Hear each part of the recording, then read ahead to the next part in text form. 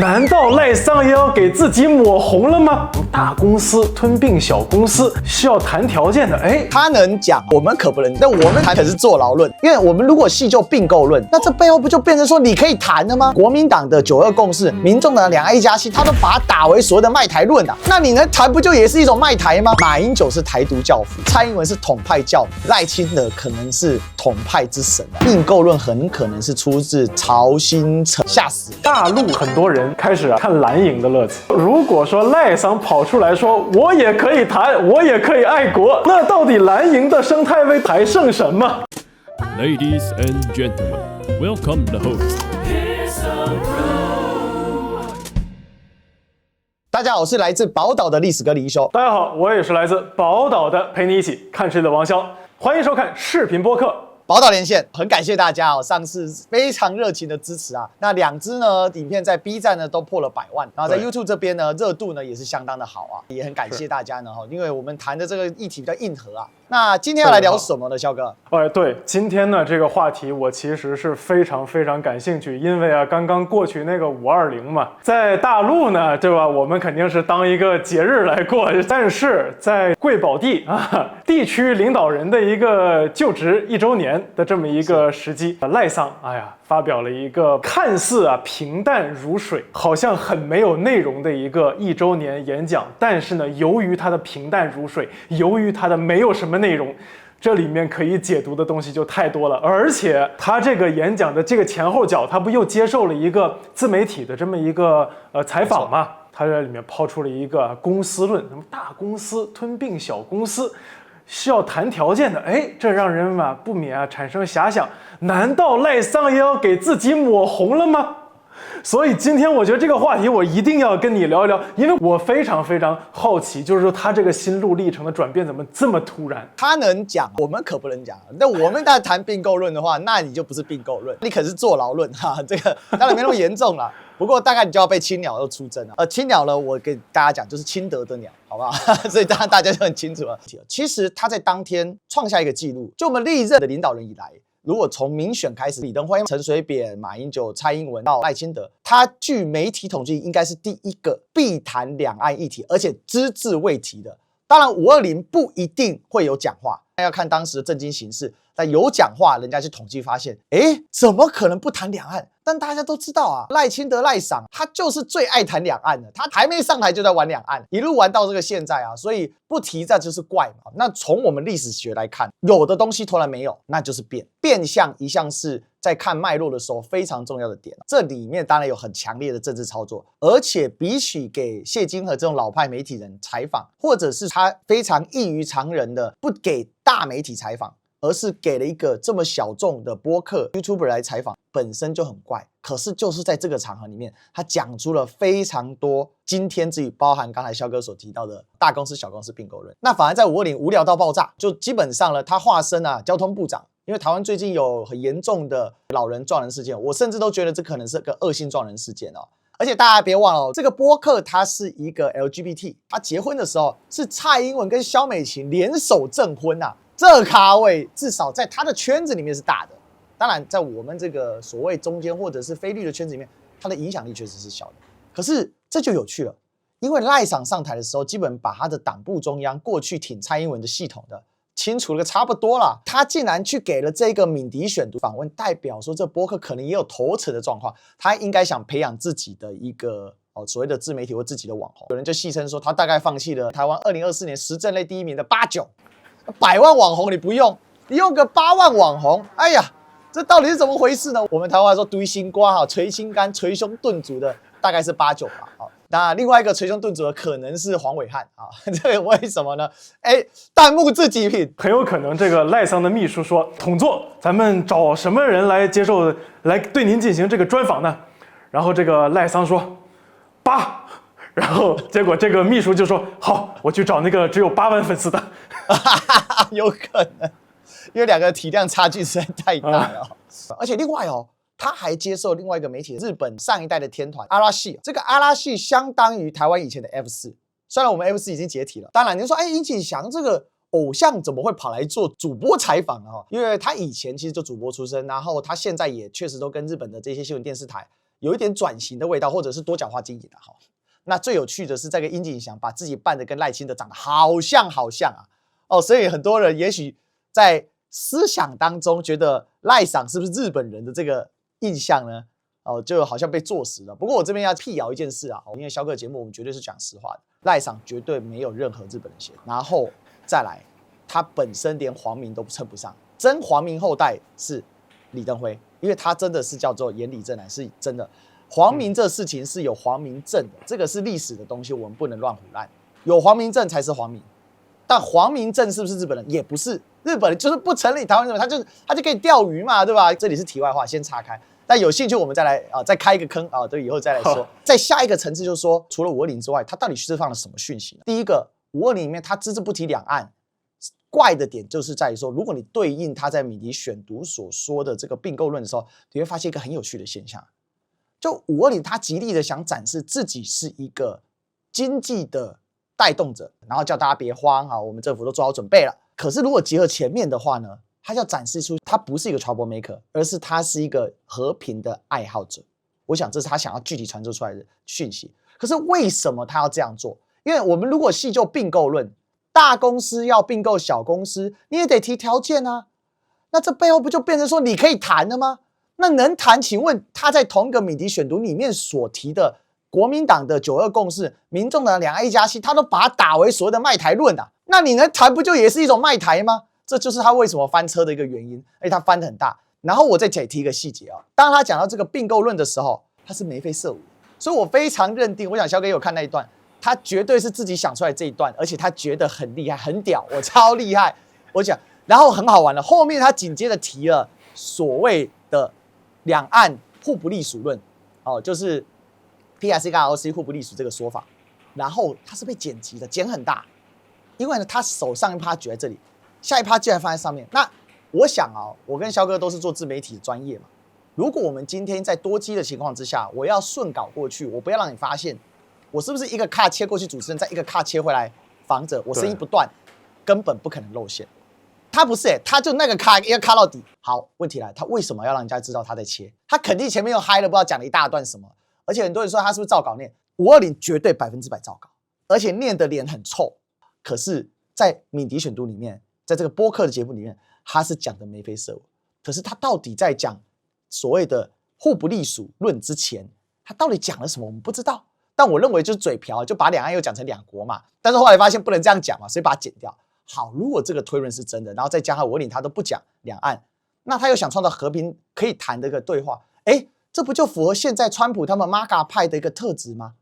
就是凡事能用谈就谈嘛，能讲条件就讲条件嘛，打个什么东东呢？浪费钱，怎么可以这样呢？好，那川普是不是有给他压力？而且大家注意到目前为止 ，AIT 就是这个美国在台协会依然没有主席啊！我的天哪，这个不知道空多久。也就是我认为到现在为止，川普为首的 MAGA 派根本给了赖清德一张空白考卷。那这空白考卷非常难答，你连体面在哪里都找不到。所以第一个赖桑就把大量台积电啊、产业链啊全部东出去。再来就这张考卷，他该做什么？我觉得赖桑脑袋已经宕机，他的黑熊也想不出来。所以最后结果是什么呢？第一个，我只字不提。因为我要提了两岸讨论和谈的事情，那肯定要得罪他的基本教育独派嘛，独派肯定要爆炸的，独派确实有人抗议他，可是不提两岸问题有这沟通可能性，肯定又要被这个川普政府给更大的压力，那怎么办呢？再加上中美和谈的大氛围下，那你又不能搞事，所以他就多重考量下，他为什么今天他一直提两岸是互不隶属，很大的原因是什么？他一直形塑一个北京的咄咄逼人，北京是侵略者。Invention， 大家记得这个概念。那好，那我既要说对岸是侵略，但是我要能够谈，那最后怎么办呢？我觉得他就觉得他超聪明，他想出一个大公司并购小公司，这是不是一种侵略行为？那可是我可以谈啊，但你得提条件啊，不是我不谈。大公司对小公司是大公司提条件，怎么会是我提条件呢？所以他就觉得好棒，所以就在当下就把它讲出来。那因为他现在他的幕僚有很严重的青鸟化的趋势，可能比太阳花更年轻的幕僚。最大的问题就是不读书，太阳花已经有很多不读书。大家了解，比如说野百合世代是现在台湾这个中间的力量，但赖清德不是野百合世代。我们今天有空我们也可以来聊一下林进党的派系。像大家很熟悉的郑丽文，他就是野百合世代。里面非常有战力的一个存在。但他是100世代最年轻，他18岁就参加了。这个世代都是学霸，很多都去欧美读书的。来台大，去美国，就这个世代。再到我的世代是太阳花世代，我们都算是读书读得比较好的，但是呢，很多都是我们台湾话讲的不拢共，就是真的很糟糕啊。然后再更下去就是8种这一种咖了。中州科大高材生，你还真拿他没办法啊！他才爱讲啥讲啥，对不对？反正他说是对就对了哈，他只会吼了。好，这问题来了，这个稿就具体出现这个问题。我们一听并购呢，就想说，哇，完了，你这个就是在卖台，这么严重的政治风险，赖清德浑然不知，他的幕僚没有人警告他，然后这还是一个录完之后、剪完之后、再上完字幕再播出的精心设计影片，竟然犯了如此低级的错误，到现在赖清德。到底并购论是他不知道人家在骂他呢，还是呢他还在沾沾自喜呢，还是呢他的幕僚不能敢讲真话呢？我想真实情况大概全部都是吧。这就是一个乳酪碎餐效应了。这结局就是连青鸟自己都不敢谈并购论。那最后我爆个小料，我们最近几个朋友对于这个台独台派理论很熟悉的朋友，我们就在聊天，然后我们突然发现一个事情，并购论很可能是出自曹兴诚的大公司小公司买卖论。那可能是他真的听了曹兴诚的话，所以我真的是懵了。堂堂一个台独金孙赖清德，他竟然去信曾经跑去做新加坡人，然后白天反共、晚上舔共、连共、切共、插共的曹兴诚的话，然后把它拿出来，在他精心设计的一个媒体播送的场域讲。Oh my god！ 所以这个大概是我对520的一个轮廓的描述。那曹兴诚他的这个大公司论、小公司论是什么意思？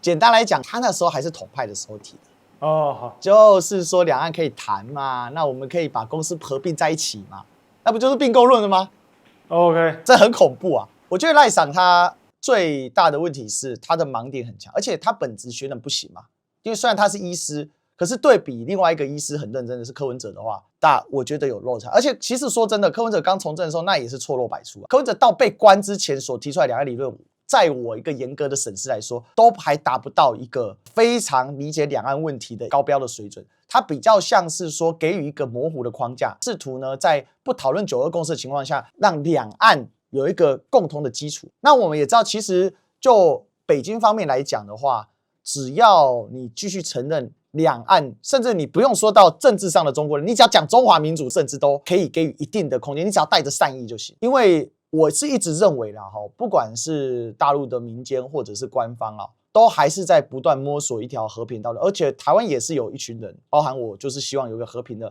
这个道路。但是当然，民进党肯定不是的嘛，所以我自己个人是这么认为啦。这一种毛病在赖清德身上是更为明显。现阶段的赖清德，他的程度真的是不行。他对于国际事务的理解，他对于两岸问题的理解非常的浅薄。前阵子啊，大家也很熟悉的蔡正元啊，也是我们台师大的大学长啊，他呢狠狠的修理了赖清德，因为赖清德讲说啊，228元凶是蒋介石，是蒋中正。可是好笑的是，当时蒋介石人在哪里呢？当时蒋公啊。这功在哪了？功在西安剿共啊！谁跟你在台北的228，谁理你啊？根本没那心思。他其实就是陈仪坏事嘛，陈仪打了一拍电报回去，把事情给夸大了。但也确实当时有不少，比如说是谢雪红这些前台共的人士来到台湾在活动嘛。当然这很复杂啦，但我只能讲说，你看台的程度就是这样，他没有办法做成套有系统的，甚至贴于历史事实的论述，而是更多的借用了。他身边的人，但我很惊讶的是，他借用黑熊这种台派逻辑也就算了，他竟然去借用这个前大统派曹兴诚的逻辑，这个是我出乎意料的。所以啊，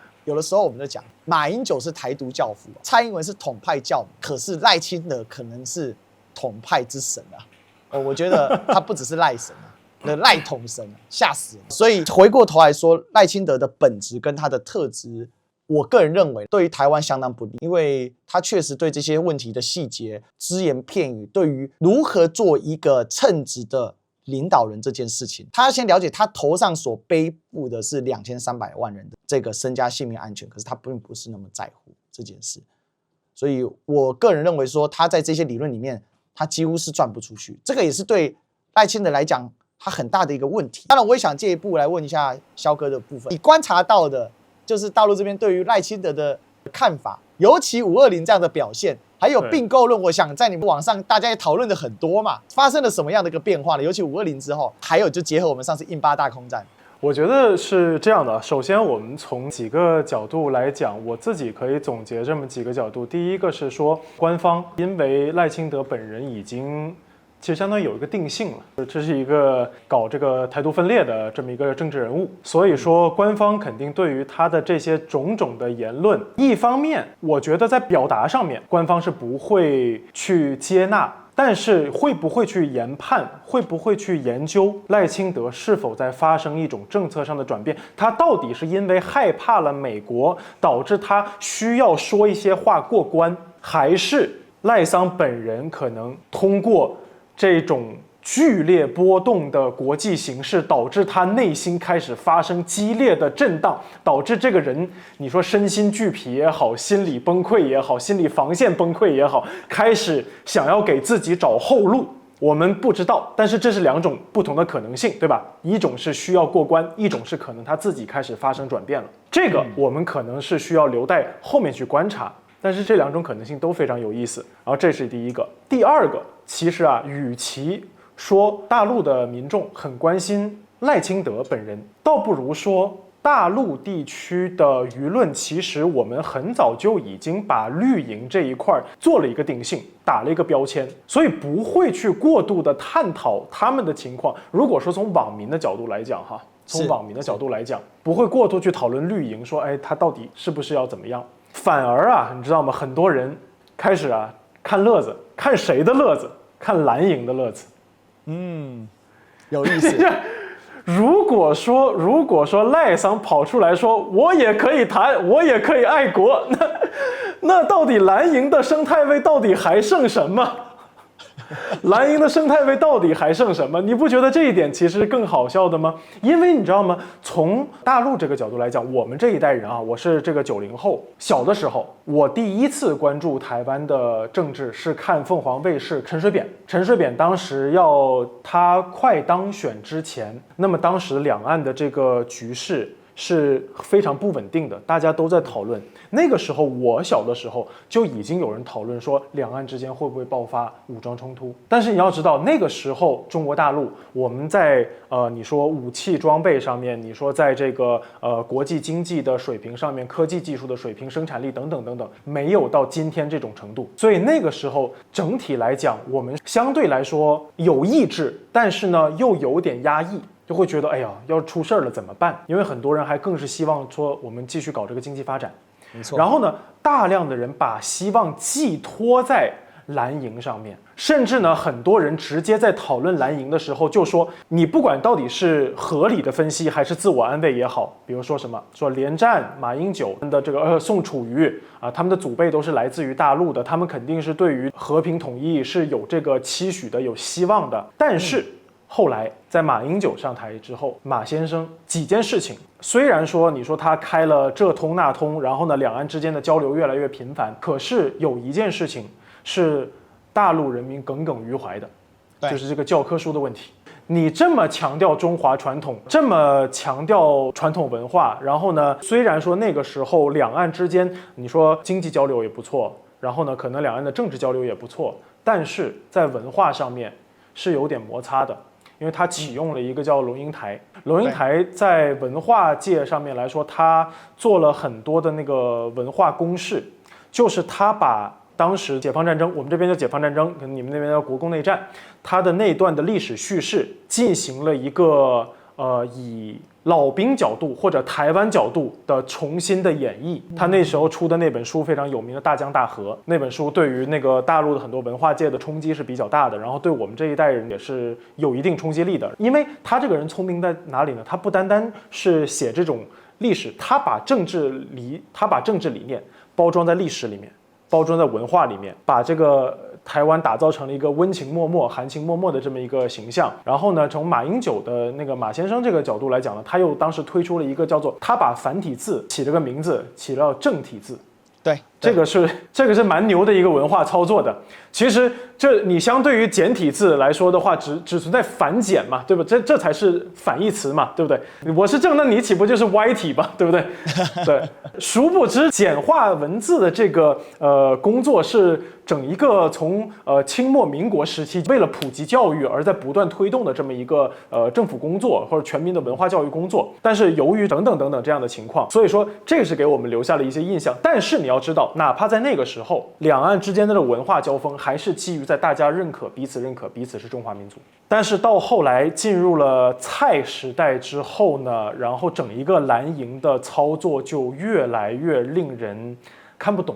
当然我们可以理解，就是我是学政治的，所以说我是可以理解蓝营不断进行骚操作的原因，这是来自于他内心的焦虑，来自于他可能要变成一个万年在野党的焦虑所导致的。因为这个不管你有什么样的政治理想，如果你无法取得政权啊，那说什么都是假的。然后呢，蓝营的那些新的世代就抛出了这个所谓的独台理论。这个独台理论呢，对于整个大陆地区我们这个舆论的这个冲击力，其实是远远大于绿营抛出来的台独理论。因为如果要搞台独是要打仗的，但是如果要搞独台，它其实只需要自我麻痹就好了。如果你要搞独台，那相当于我们未来就没有办法继续推动大陆这边所谓的这个两岸的那个业务的发展了。因为你要知道，不管怎么样，万变不离其宗，大陆这边的两岸的那个工作只有一个目标，就是统一。所以说，如果说你抛了一个独台，那相当于是这个工作没有办法做了。独台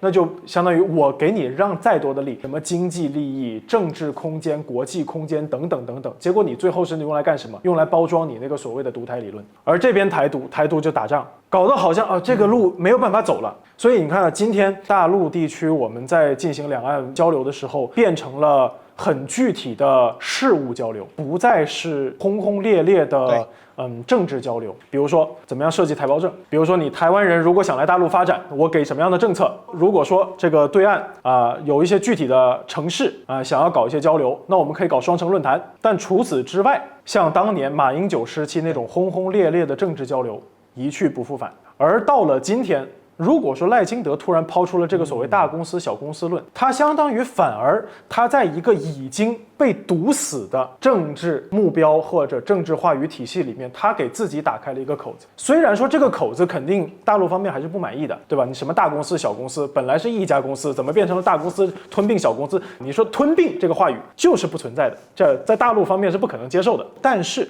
你突然跟大家说可以提条件，可以谈，这反而是在这种万马齐喑的环境下，自己给自己捅出来一个口子。而在这种时候，我就会说，与其我们在讨论绿营怎么样，因为绿营你青鸟再怎么骂，影响不到大陆的政策，但是你蓝营到底怎么办？我其实更感兴趣的是，这次蓝营到底要怎么接招这个大公司小公司论？你如何还能保持住自己的一个生态位？这个其实有好几个点你看刚才肖哥在讲的时候，就让我回到了学生时期我自己对于所谓的两岸问题，更多带有这种民族上的情感，或者是说比较浓厚的文化的角度是因为我在硕士班的时候，我更多接触了海外华人这个领域，最终我的硕论就是在写海外华人。那在里面在做田调的时候，因为我是去到当地田调，你其实是触感很深的。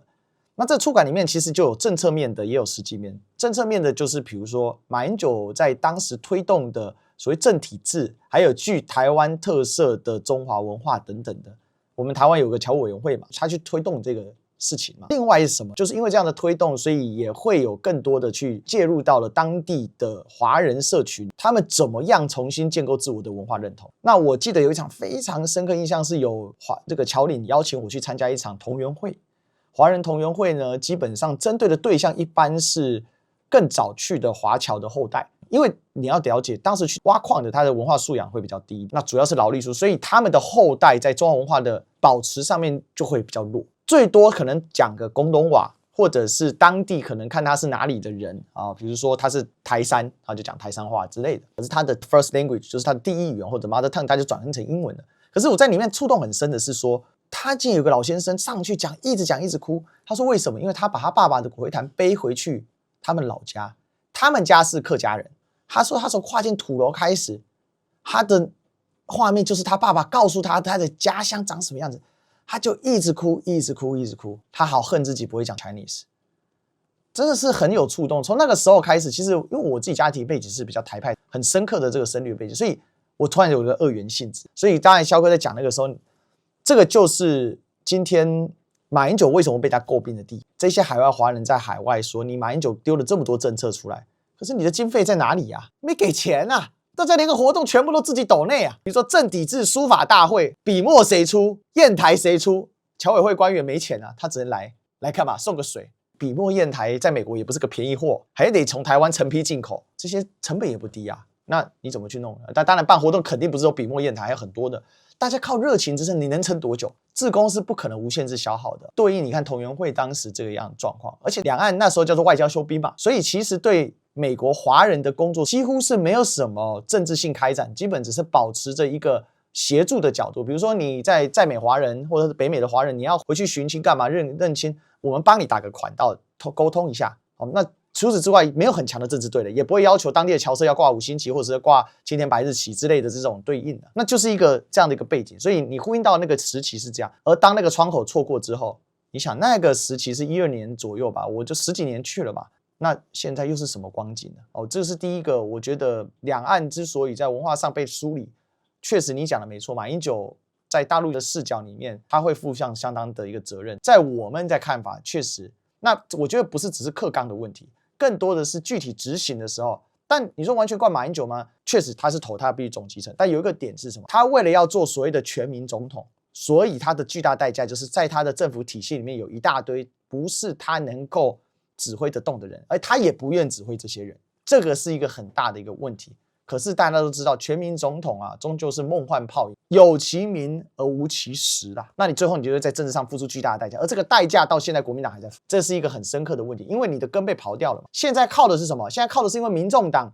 把浅绿的选民变反绿之后，经过了民众党的一个洗礼，他们可以开始投非民进党的政党之后，再把它接应到说，那如果为了赢，我可不可以投国民党？现在主要是这样，所以你可以看到国民党新生代的政治人物，随便举个例子，大家很熟悉的，比如说徐巧芯啊，台中 F3，可能大陆比较不熟悉啊，但是基本上他们就比较避谈两岸的问题。那另外一个对应的是什么？国民党中央的另外一个问题是，当你要对抗民进党的台独论述的时候，那你端什么菜出？你端统派的菜吗？可是问题，民进党已经形成某种意识形态上的主流。我讲的主流不是说台湾人全部都要台，真正在台湾想要台独的始终都在2-3成左右，就是那种极端台独。那真要讲打仗的时候，可能是1成。如果能够不打仗台独好不好？哦，那就是我会独台。那如果说打仗台独好不好？哎，不好，那不要我当兵了，我赶快跑，就这样子。可是除了之外，大部分的人我可以说，他都有一种泛台派的概念，这概念我非常熟悉，也就是说，我们自己管自己很好啊，两岸有各自的文化背景，互相尊重嘛，那就把两岸视为一种准两国的一个状态，或者就实质上把它看成一种两国状态，导致的结果就是变成说，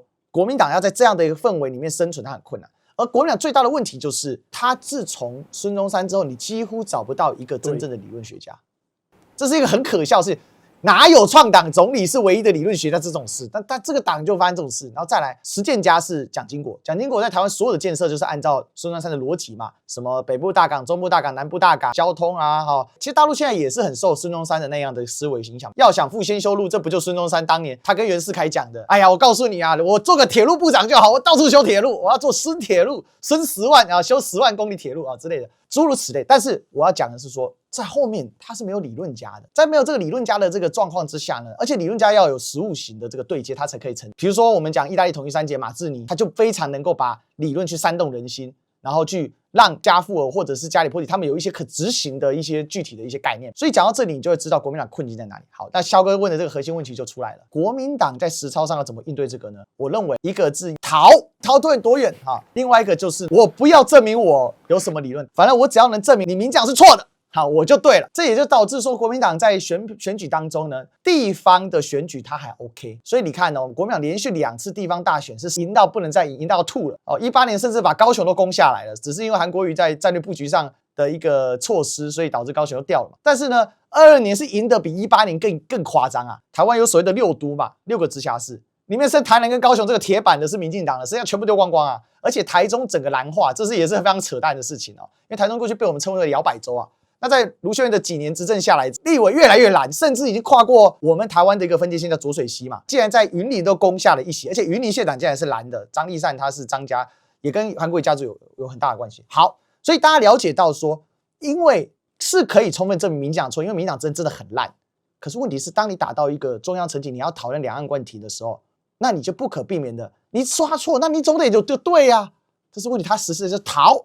所以我现在的看法是这样了哈。如果就两岸论述三党刚好各可以用一个现象来代表，国民党叫做装死，民众党呢叫做避谈，民进党呢叫做翻桌，他们刚好各自呈现这样的现象。那你想，翻桌是所有动作里面看起来最有动感的嘛？那你作为一个选民，你如果都不了解这些人，然后你就看到民进党一直在翻桌啊，其实一个在装死，一个呢就已经离席了不谈。那你想，作为一个一般性的选民，如果说没有急切立刻知道两岸会导致自身利益损害的时候，我一定会选一个比较有主张的人嘛。翻桌那个家伙总是有点主张嘛，他敢翻桌，他敢大声讲话。那国民党是唯唯诺诺躲在旁边，所以这其实就像你刚才提到说，那国民党怎么应接呢？其实他们就是应接不，因为他们到现在还没想出一套成套的合理的逻辑来应对说这几年下来民进党所给他设定的框架。可是老实讲啦，民进党也因为这样，所以他不断的在中央层级的这个选举不断大获全胜。可是也出现一个问题，赢麻了之后怎样？就真的麻了。就台湾有一个很有名的广告词啊，阿嬷你看不爱照啊，卡巴喜欢拉照，就说那个老奶奶啊，姥姥啊，你为什么不走啊？啊，我就脚麻了，要怎么走啊？不是赢麻，你要麻了之后他真的不走了，你知道吗？他的论述没有更新啊，可是国际大环境一直在变化，那所以最近就是出现了，就我们上期导连线还没看前2集的，赶快去看。就我们谈到一个最关键核心的概念是什么？当世界翻天覆地，出现了一个川普，现在又出现一个黄仁勋，因为民进党2张神主牌，一张叫台独嘛，一张叫反核嘛。黄仁勋最近拆了反核这张神主牌，直接公开的在 Computex 各大场合说要有核电，搞得呢原本吹捧黄仁勋是台南子弟啊，台湾人的骄傲啊，因为黄仁勋会讲闽南话嘛，会讲台语嘛，所以呢这个到处突然都不报了，三立不知道怎么报不下去了，快发疯了。所以这个环境的变化对民进党现在是巨大冲击。可是回过头来，你刚才讲到的问题，那你国民党能不能接住这些选民，就是现在他最大的问题。所以我认为国民党还是必须去发展出一套理论来接住这些选，怎么接住？那你才有办法在接下来的，我认为26国民党要赢并不难，28才是就一样又要选到总统，就是台湾的领导人的时候，那你的这个铺陈是很重要。我想一定会出现一些声音啊，因为有人要做啊。那我在这边的小小报个卦啊，这个人家也有邀请我去做一些帮忙，但我现在不能讲任何的内容啊，这个被民进党盯上会要命的。那可是一定会有人会去做，只是做不做成是一回事。但是我想这是会一个很显性的一个变化，因为台湾已经到了不再去面对两岸问题是没办法逃避的。所以赖清德就像你刚才讲，赖清德自己捅了一个口子嘛。那既然你都可以并购论了，那其他人谈一谈两岸接下来怎么做政治谈判，很过分吗？对不对？你都有并购论了啊，你有并购论，我不能谈别的吗？所以老实讲啊，这个国际局势看起来进得了雷打不动。但事实上，很多事情潜移默化在变动当中，这也是为什么我一直对两岸抱持相对乐观的态度。很多的网友都问我说：“历史哥，你为什么那么乐观？”老实讲，学历史的人是最悲观的，因为我们总是做最坏打算，但是我们总是做最好的期待。那我自己个人看，现在呢，就是说小弟也是有一点点幸运啦，这几年积攒了一些社会的影响力，所以在某一些讨论的场合或者某一些方向上面，确实抛出一些议题的时候，它是会有一些呼应的。那我想，我们作为台湾的算有志青年转有志中年吧，总是还是希望我们这个世代可以好。那如果大家喜欢我们这种对谈的形式，大家一定要继续锁定我们的岛岛连线啊。那我们这个系列也都会同时在 B 站跟油管都有上架。那当然，因为个别平台审查状况啊，所以我们可能在版本上会有一些不一样。但我希望大家都可以把它全部都看完。如果大家继续支持的话，我们有更多的资源啊，我们可以做得更好。我知道 B 站有个效果嘛，点赞过多少，好，赶快更新下一集。